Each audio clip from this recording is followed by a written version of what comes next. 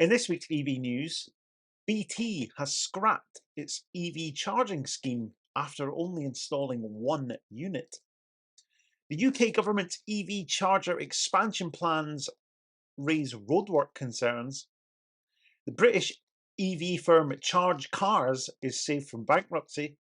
And Aegis Energy secures £100 million in funding for green refuelling sites.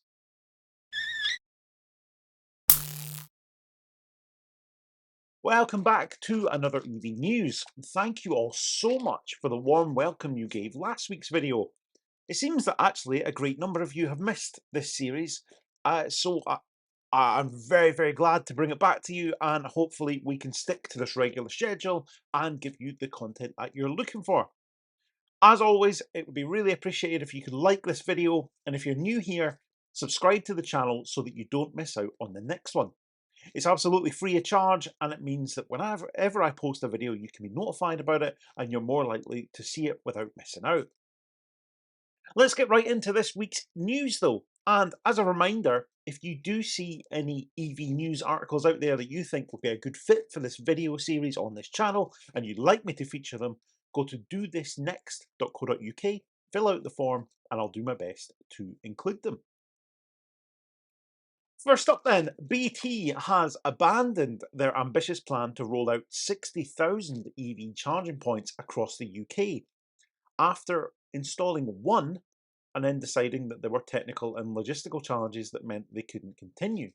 Now, I think I actually reported on this in a EV news at some point last year, and if I can find it, I might put a little clip of it here. But basically what BT were going to be doing was taking redundant infrastructure across their network and installing EV chargers in its place. So there was a lot of old telecoms cabinets that have sufficient power supplies that were no longer required, that meant you could run a couple of AC chargers for them and basically deliver a network that ends up a bit like the lamppost chargers that we see councils installing for terraced houses and stuff, but using BT's old infrastructure that they don't need anymore as they modernise their network.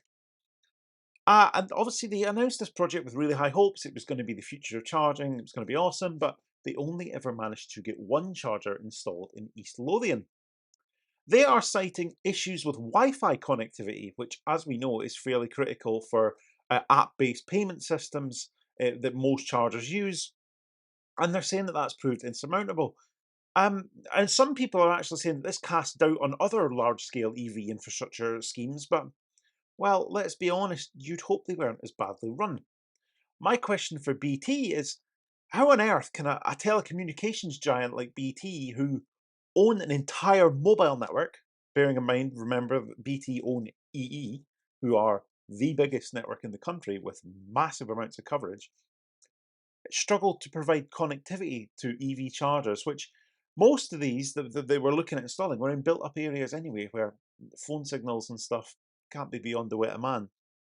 I would love to know what the real story is here, because to be honest, I just don't believe that communications is the reason that a telecoms company can't reutilize some of their infrastructure as EV chargers. That doesn't make any sense.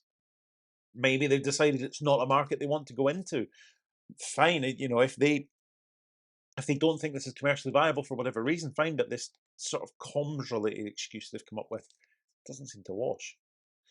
I'm hugely disappointed in this though, because I thought after the news we brought you last week about BT expanding their electric fleet, it looked like they were taking electrification very seriously, and that this could have added an awful lot of those chargers in areas where people say, I don't have home charging, I need somewhere to charge. Well, these sort of roadside chargers are one of the solutions to that, and it could have been really good, but unfortunately the half-baked attempt from BT isn't going to happen, and well, someone else will need to step in and fill the void, I guess.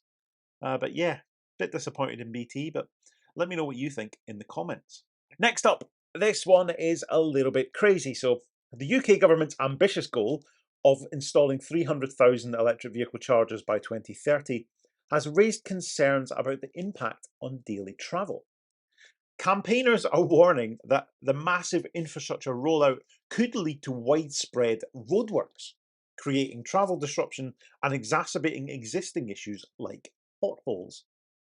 Local councils and contractors are under pressure to balance the demands of EV charger deployment with maintaining road quality, highlighting challenges in meeting environmental goals without causing unintended consequences for drivers. Now, I can't actually believe this one made it to the news, and I've only really included it here because of how ridiculous it is. But this story started in the Telegraph. No surprises there. The Telegraph, fairly anti-EV publication, always coming up with something that there's a reason why EVs are going to fail. A little bit like the comments on some of these videos, really.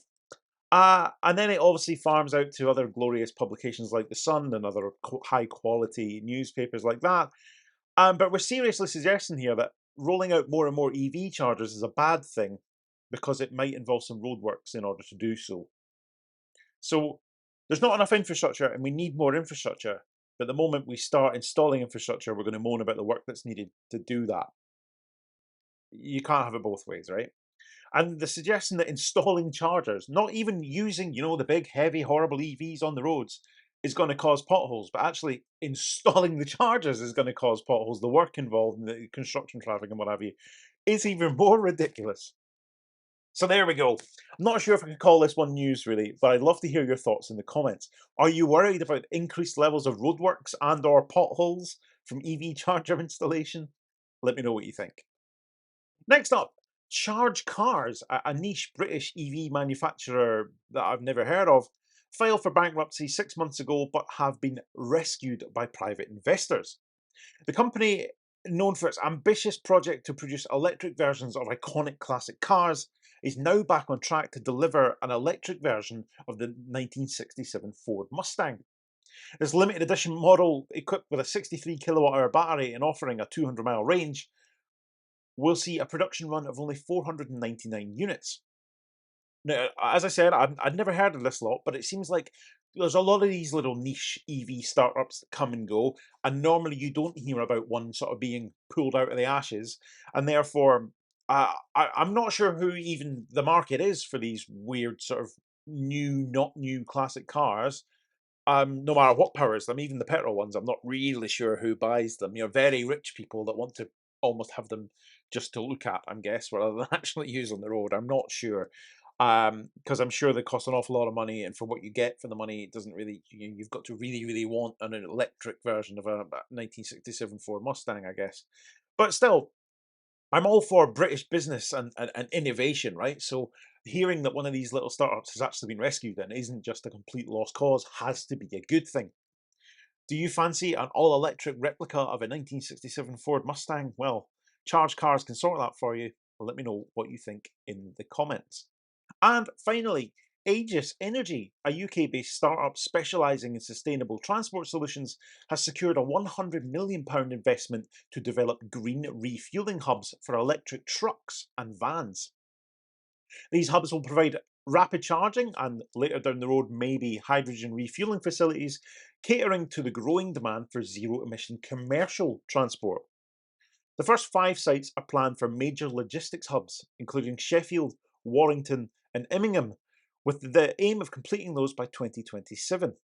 This initiative aligns with the UK government's decarbonisation targets and demonstrates a focus on supporting commercial EV adoption. Aegis hopes to have 30 fueling hubs in the UK by the end of the decade, with a long-term goal of 50. It's planned that each hub will have space to refuel 40 heavy goods vehicles and 25 vans simultaneously, and these sites will offer secure parking as well as toilets, showers, and food. Now, we definitely need infrastructure that focuses on commercial vehicles. How often do you hear people moaning about their local chargers being full of DPD vans that are charging, or you can't get near the chargers at motorway services because they're full of clearly people that are travelling for work. There's more and more and more vans on the roads. We heard last week about BT, British Gas have got a massive fleet, DPD have got a massive fleet, and all these vehicles need to charge somewhere. Throw electric trucks into that mix, and you have a whole new problem. Just look at this photo of a AA recovery truck, electric powered recovery truck charging. It's using 4 bays in order to charge, and I'm not sure whether that's 4 chargers or 8 chargers that's basically using in order to charge itself because there's nowhere for it to park. So we really, really do quite urgently need almost like truck stop style facilities for commercial vehicles because they are bigger, they take up more space. They don't just fit in a little car bay, and they need to be able to park up and recharge. And that sounds like the kind of thing that Aegis Energy are looking to do. I'm not so sure about the need for hydrogen refueling, but even Aegis themselves say that will only come if there is a need for it. I think there is a little bit of a vision that heavy goods vehicles, really heavy goods vehicles, will maybe be able to use hydrogen. I don't think the passenger cars and light vans, I think that's pretty much dead. I think we can all agree on that. But for the really heavy stuff, hydrogen might be something they'll need in the future. So it's sort of on their radar, and they might switch and sort of go down that route if there is a need for it. But at the moment, it's very much rapid charging they're doing with an eye on what might happen in the future. Let me know what you think in the comments. Do you think we need more infrastructure that's actually really focused on commercial vehicles and located in areas where they're likely to need to charge? At the end of the day, you don't need loads of vans and trucks and stuff having to navigate their way through a city centre just to get to a charger if they can be at a dedicated site near distribution hubs and places they're likely to need to be anyway. I think it sounds great, but as always, I would really welcome your opinion. And that is it for this week's EV news. As always, let me know what you think about any or all of these stories in the comments. Do make sure you like this video and subscribe to the channel if you've not already, with notifications turned on so that you don't miss out on the next one. Thank you so much for watching. I'll see you next time.